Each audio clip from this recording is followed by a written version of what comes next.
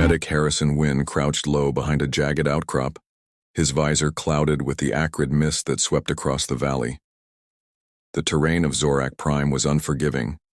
Shards of obsidian-like rock jutted from the ground, creating a maze of treacherous paths.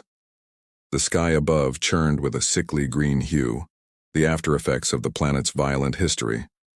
Officially, Harrison was here on a retrieval mission. The last battle had left behind a wealth of information, much of it stored on data units embedded in the wreckage of old war machines. His superiors wanted those units brought back intact. Unofficially, though, Harrison was here to atone. His footsteps crunched on the brittle surface as he approached the mangled husk of a Zorakian walker. Its massive legs sprawled out like a collapsed spider, scorched and pitted from the battle's intense energy blasts. Harrison worked quickly, prying open the access hatch to the pilot's cabin. His scanner buzzed, picking up faint power signatures. It was here, somewhere inside this ruined behemoth. He reached deeper, his gloves brushing against something smooth and metallic. That's when he heard it. A faint, almost imperceptible sound, a fragile breath carried by the wind. Harrison froze, every muscle in his body tense. He strained his ears, unsure if it was just the hiss of leaking coolant or something more. Then he heard it again, a faint wheeze followed by a soft, irregular cough. He turned sharply, his scanner forgotten. There, half hidden beneath a tangle of cables and debris, was a child. Her lavender skin was almost luminous against the dark metal. She was impossibly small, her limbs thin and limp. Her face, partially obscured by a cracked breathing mask, was pale, too pale, even by Zorakian standards. Her eyes flickered open, unfocused, their brilliant amethyst hue dulled by exhaustion. She looked at him, a single tear tracing down her cheek, and tried to speak, but her voice was no more than a whisper. Harrison's training took over. He moved carefully, detaching her from the debris that held her in place. His medkit's diagnostic display blazed red warnings at him: low oxygen, fractured bones, and neural distress. Her vitals were weak, and the paralysis in her limbs suggested severe spinal trauma. His chest tightened. It was a miracle she was alive at all. "I'm here to help," he said through his suit's comm, his voice as calm as he could make it. He placed his portable oxygen mask over her face and adjusted it gently. "You're going to be okay." The child's eyes fluttered closed, her breathing evening out slightly. Harrison worked fast, stabilizing her condition as best he could. He didn't know Zorakian anatomy well, but he could at least address the obvious injuries. His hands moved, with practiced efficiency, injecting pain suppressants, applying a dermal sealant to a gash on her side. He paused only when a deep hum vibrated through the air. Looking up, he saw the Zorakian ship. It descended from the clouds, its surface shimmering with the prismatic hues that their starships were known for. Harrison stepped back as the craft landed, its landing struts hissing against the rocky ground. The door opened with a hiss and a tall figure emerged. Harrison had never met a Zorakian in person before. The man stood over 2 meters tall, his violet robes rippling in the wind. His sharp, angular features and long, tapering fingers gave him an almost ethereal quality. But the tension in his shoulders and the way his deep-set eyes locked onto the child made one thing clear. He was her father. "What have you done to her?" the man demanded, his voice resonant and clipped, heavily accented. He moved quickly, dropping to his knees, beside the girl. His hands hovered over her, trembling slightly. "What did you do?" "She was dying," Harrison replied, stepping back to give the father space. "I treated her injuries. She's stable now, but she needs more care than I can provide here." The Zorakian looked at him for a long moment, his expression unreadable. Then he bowed his head slightly. "You saved my child," he said, his voice softer. "I cannot repay you for what you have done." The girl stirred, murmuring faintly. The Dalma father scooped her into his arms with a gentleness that seemed incongruous with his imposing frame. She blinked up at him, her gaze finding his, and her lips curved into the faintest smile. "Baba," she whispered, her voice hoarse, but filled with unmistakable affection. The man's stern expression melted into one of relief. He turned to Harrison and inclined his head. "My daughter lives because of you. Thank you, human."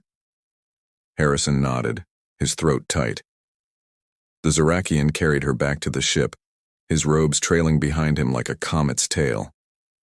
Without another word, the craft's door sealed and it lifted off, ascending into the toxic sky. Harrison watched until it vanished from sight. As the wind picked up again, carrying the faint scent of ozone and scorched metal, Harrison stood alone in the valley, the sound of the ship's engines still ringing in his ears. He had come here for a data unit, something cold and mechanical, but he had found something far more precious. For the first time in a long while, he felt a spark of hope, a sense that maybe, just maybe, he could still make a difference. Harrison was deep in his work when the message arrived. The station's medical bay was quiet except for the faint hum of diagnostic screens and the soft hiss of sterilization systems. He was reviewing a complex set of scans from a recent patient when his comm terminal chirped. Glancing at the display, he saw a notice from the station's administrative network. A Zorakian emissary had requested an audience. Harrison hesitated. He hadn't had any further contact with Jara or her father since the day he found her on the battlefield. What could they want now? The emissary arrived promptly at the scheduled hour. Dressed in flowing violet robes, the alien was the picture of formality. With their angular features and iridescent skin that seemed to shift colors in the artificial light, Zorakians always commanded attention. This emissary was no different, standing tall and composed as they offered Harrison a small metallic sphere. The object was smooth and warm to the touch, intricately engraved with swirling patterns that pulsed faintly as it rested in his palm. "This is a message," the emissary explained, their voice deep and melodic. "From Jara's father." Harrison nodded, though he felt a prickle of unease. He turned the sphere over in his hand until the patterns glowed brighter. A faint hum filled the air, and the sphere projected a holographic image. It was the father. His severe expression softened slightly. Harrison listened carefully as the message played. "You saved my daughter's life," the man said, his voice reverberating in the stillness. "In Zorakian culture, such a debt cannot be repaid with material goods or simple gratitude. It requires an offering of equal value. I have no greater treasure than my daughter. As her rescuer, you are now her guardian. She is yours." Harrison froze, his breath catching in his throat. He rewound the message and played it again. Sure, he had misheard. But the words were the same. The Zorakian custom was clear. Jara's life debt meant she was now under Harrison's care. Not as a token, not as a servant, but as a ward. Her father had entrusted her to him. A lump formed in Harrison's throat, his mind racing. What could he possibly do with a paralyzed alien child? How could he honor such a profound tradition without failing both her and the father's trust? He looked up at the emissary, who stood waiting calmly. "I don't know what to say." "There is nothing you must say," the emissary replied. "Only that you must accept." Harrison hesitated. "What if I don't? I mean, I don't know the first thing about raising, about caring for a Zorakian child." "To refuse would be to dishonor our bond," the emissary said. "But if you truly feel unworthy, we would take her back, though it would bring great shame." Harrison knew enough about Zorakian culture to understand what shame meant. It wasn't just a personal embarrassment. It was a loss of standing, a stain on the family's name that could last generations. He couldn't let that happen. He nodded slowly, though the weight of the decision settled heavily on his shoulders. "All right," he said finally. "I accept." The emissary bowed and left without another word. Harrison stood there for a long time, holding the metallic sphere, trying to wrap his head around what he'd just agreed to. When the door opened again, it wasn't the emissary who entered. It was Jara. She was seated in a Zorakian hover chair, her small frame propped up by a series of delicate supports. Her wide amethyst eyes met his, and for a moment neither of them said anything. She looked nervous, her hands trembling slightly where they rested on the chair's armrests. Harrison took a deep breath. "Hi," he said gently. "I'm Harrison. You probably don't remember me, but You saved me," Jara interrupted, her voice soft but steady. "My father said you saved me and now I'm supposed to stay with you." Harrison knelt to her level, trying to convey warmth in his expression. "That's right," he said. "But let's make one thing clear. You're not something I own. You're not here because you have to be. You're here because your father trusts me to look after you, and I'll do everything I can to make sure you're okay." Jara tilted her head, studying him. "I can't walk," she said quietly. "Will you help me walk again?" Harrison felt a pang in his chest. He didn't have an answer for her, not yet. "I'll do my best," he said. "If there's a way, we'll find it together." Jara nodded, her small hands gripping the armrests a little tighter. "My father said you're my guardian now. What does that mean?" "It means," Harrison said after a pause, "that I'm going to help you however I can, and if I don't know how, I'll learn. We'll figure it out one step at a time." Her lips curved into a tentative smile. "You'll help me?" "Yes," Harrison said. "I'll help you." Harrison's quarters became a flurry of activity as he tried to find ways to help Jara. He wasn't just a medic anymore. He was a caretaker, a mentor, and, increasingly, an innovator. Every evening after his regular duties at the medical station, he returned to his workspace, poring over alien physiology databases and consulting specialists on both human and Zorakian biology. Jara's condition was complex. Her spinal cord, though intact, wasn't sending the signals her body needed. Neural impulses fizzled out before they could reach her limbs. The solution wasn't just about repairing tissue, it was about creating a bridge between her mind and her body. At first, Jara was quiet and reserved.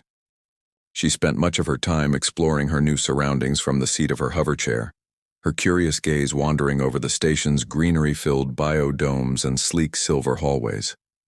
The other crew members were wary of her at first, unsure how to approach a young Zorakian child, but Jara's sharp mind and calm demeanor soon won them over. She had a way of asking questions that made even the most jaded researchers think twice about their answers. Harrison began involving Jara in her own treatment. He showed her scans of her neural pathways and explained the issues in simplified terms. To his surprise, she picked it up quickly.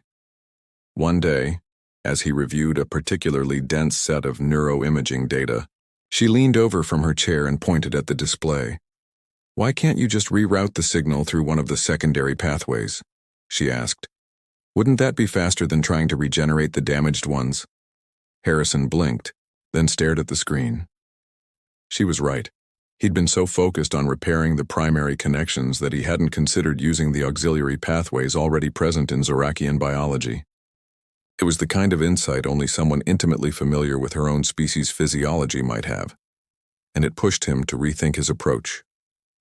They started working together. Jara would read whatever data Harrison gave her, and she'd ask questions that forced him to clarify his methods. When she wasn't reviewing medical files, she was tinkering with the small gadgets Harrison brought home, biometric sensors, scanning devices, and prototype prosthetics. Over time, her room transformed into a small workshop. She built and dismantled parts with the help of her hoverchair's integrated tools, sometimes staying up late into the night. Harrison also explored the station's archives, requesting experimental human technologies that had never been tested on Zorakians. With the help of engineers, he developed a skeletal exoframe designed to fit her small body. The frame was meant to serve as an external nervous system, responding to neural impulses that never reached their destination. It was only a prototype, but it represented months of trial and error, with Jara often suggesting adjustments and helping fine-tune the calibration. The first time Jara stood with the help of the exoframe, it was in the quiet of the medical bay. Harrison and a small team of engineers held their breath as the device hummed to life. Jara placed her feet on the ground, her legs encased in sleek metallic braces. For a moment, she wobbled. Then she straightened, A grin spread across her face, wider than Harrison had ever seen. "I'm standing," she whispered. "You are," Harrison said, his voice thick with emotion. She took a step, the exo-frame humming softly with each movement. It wasn't perfect. Her gait was slow, uneven, and she stumbled more than once, but she was moving on her own. Jara's laugh filled the bay, a sound of pure joy that brought smiles to everyone in the room. But the challenges didn't end there. While the exo-frame gave her mobility, it was still a temporary solution. Harrison knew they needed a more permanent fix, something that didn't rely on external technology. They continued researching potential treatments, from genetic therapy to advanced neural implants. Each solution came with its own risks, and Jara was always involved in the decisions. Their work together soon began to draw attention. Other researchers on the station started visiting the medical bay to see Jara's progress.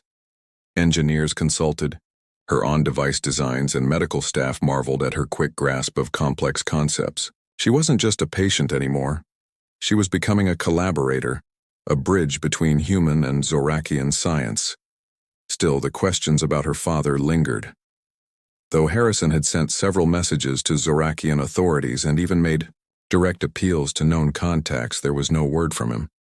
Jara never complained, but Harrison could see the way her expression dimmed when someone mentioned family. She missed her father, and no amount of scientific breakthroughs could fill that void. One day, after another long session in the lab, Jara asked Harrison a question that caught him off guard. "Do you think my father will ever come back?" She asked quietly. Harrison set down the diagnostic tool he was holding and met her gaze. "I don't know," he admitted, "but I'll keep trying to reach him. You deserve to know why he hasn't answered." Jara nodded, her face composed, but her eyes distant. "Thank you," she said. "But even if he doesn't, I'm glad I'm here. With you." Harrison swallowed the lump in his throat. "I'm glad you're here too, Jara. We're a team," she smiled faintly. "A team," she repeated. Then her expression brightened. "Now let's get back to work. I think we can improve the frame's response time if we adjust the neural relay frequency." Harrison laughed softly. "You got it, partner." As they returned to their projects, the bond between them grew stronger. Jara might not have had the answers about her father, but she had a purpose, a path forward, and someone who cared about her future. The Zorakian cruiser arrived without warning, its shadow sweeping across the observation deck as Harrison watched from the medical station's command module. Sleek and glimmering, its hull reflected the stars like rippling water, but its sudden appearance set every human crew member on edge. This wasn't a routine diplomatic visit. As Harrison rushed to the docking bay, he could feel the shift in the station's atmosphere. Guards at attention, engineers peering nervously down the corridors, and a faint murmur of speculation. When the delegation disembarked, Harrison's heart sank. They weren't here to extend thanks or build on Jara's work. They were here to question his very right to care for her. The Zorakian officials stood tall and imposing, their robes pristine and their expressions severe. Their leader, a broad-shouldered female with piercing opalescent eyes, wasted no time. "You are Harrison Wynn, the human who claims guardianship of Jara, daughter of Minister Valarek?" "I am," Harrison replied evenly. "I don't claim anything. Her father entrusted her to me." The official's mandibles clicked softly, a sign of doubt. "Her father may have intended as much, but the situation is no longer so simple. The High Council has concerns about a human holding guardianship over one of our young, especially one of Minister Valarek's lineage. We are here to confirm that Jara is safe, and that she wishes to remain under your care." Jara appeared behind him before he could respond, her hover chair humming softly as she navigated the docking bay. She wasn't the same timid girl who had first arrived at the station. Months of working with Harrison had given her not only mobility but confidence. Her violet eyes met the officials, steady and unwavering. "I am safe," she said firmly. "Harrison has done nothing but help me. He's treated me with respect and given me tools to walk again. He's listened to me. He's let me make my own choices. The Zorakian delegation exchanged uncertain glances. And yet, your father has not spoken on this matter, one of the officials said.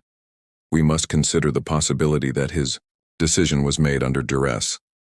There are concerns of cultural insensitivity of... Jara cut them off. There is no duress. He left me in Harrison's care because he trusted him. You come here, accusing him of wrongdoing. But where have you been all this time? I haven't heard from my father. I haven't seen anyone from Zorak Prime. Harrison and the humans here have been the only ones to help me. If you have a problem with that, then perhaps you should take it up with my father. Her voice, calm and steady, silenced the room. The head official hesitated, clearly caught off guard by Jara's forthrightness. Harrison stood quietly at her side, letting her words carry the weight of truth. He had done what he could, but this was her moment. Do you truly wish to remain with him? The leader finally asked. Yes, Jara said. I'm not a prisoner. I'm not a possession. Harrison doesn't own me. I choose to stay. This is where I belong. The official regarded her for a long moment, then turned to Harrison. You are fortunate, she said, her tone cooler now. Her clarity and strength speak in your favor. The High Council will need to deliberate further, but for now, we will honor her wishes. Be warned, though, any sign of mistreatment and we will intervene. With that, the delegation returned to their cruiser. The docking bay doors sealed behind them, and the tension in the room ebbed away. Jara let out a long breath, her shoulders relaxing. She looked up at Harrison, who smiled softly. Looks like you handled that just fine, he said. I had to, Jara replied. They didn't understand what we've done here, what you've done for me. I needed to make them see it. Well, you certainly did, Harrison said, his voice filled with pride. Over the following weeks, the station received word that the Zorakian High Council had officially acknowledged Jara's choice to remain with Harrison. They issued a formal statement, supporting her autonomy and her right to live as she saw fit. The incident, though tense, marked a turning point. Jara's work alongside Harrison continued to attract attention, not just for its medical breakthroughs, but for the story it represented, one of collaboration, trust, and mutual respect between two species. For Jara, it was more than just a political victory. It was proof that she could forge her own path. With Harrison's support, she had stood before her own people and made her voice heard. Her father's absence still left questions unanswered, but she no longer waited for his approval. She had found her strength, she had found her home,